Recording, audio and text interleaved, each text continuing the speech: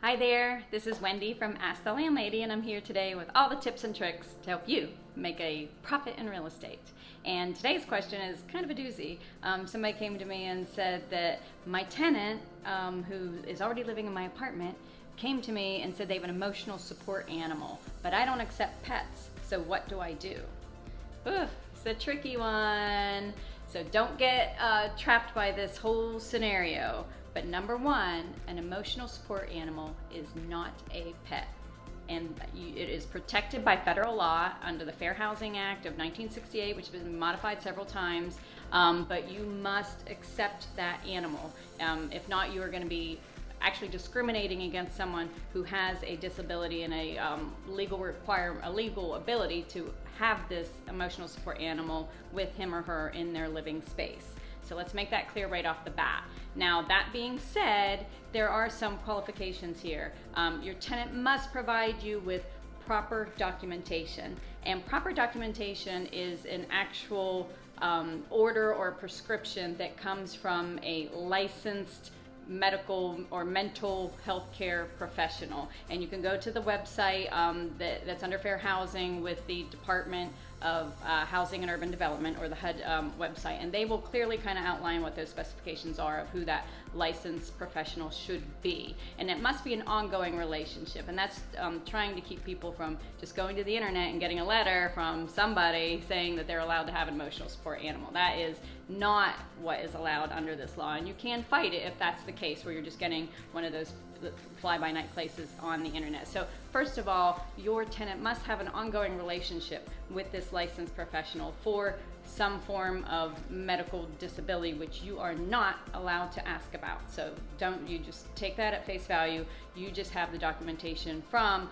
their therapist or doctor or whomever is licensed in that realm that has said that they need an emotional support animal, or what we would call an ESA. So if I use that in the video, ESA means emotional support animal. Again, not a pet. Must be allowed in your unit with these certain qualifications. Now, another thing you can do once you've obtained that documentation is there are some guidelines that this is an animal and it still must abide by your rules within your unit. So if they are going around and biting children and barking all night, and the person is not cleaning up after the animal, then you can try to hold their feet to the fire on those issues and give them some notices. This is an area where I would tread very, very lightly. I would call up the Fair Housing department in your area and try to get some more information, talk to your attorney. You don't want to be fined by Fair Housing, because these are very expensive fines if you do cross that line and actually discriminate against someone that needs this emotional support animal. So this is a place where you will need to gather some evidence, gather some information, and tread very lightly as you go through this process. Also, another note is, even though it's a federal law, each state and your actual community may have put in even some more guidance and laws in place. So make sure you check those out too, so you just know what you're doing. When we have a prospective tenant come in, we ask them on their application, first of all, if they have any pets or if they have any emotional support animals. That way they have a chance to tell us right then, and we tell them what documentation we need, so everybody's on the same page. Now, you may have a tenant that's going along fine, and all of a sudden they want an emotional support animal, and they come to you and say they have one.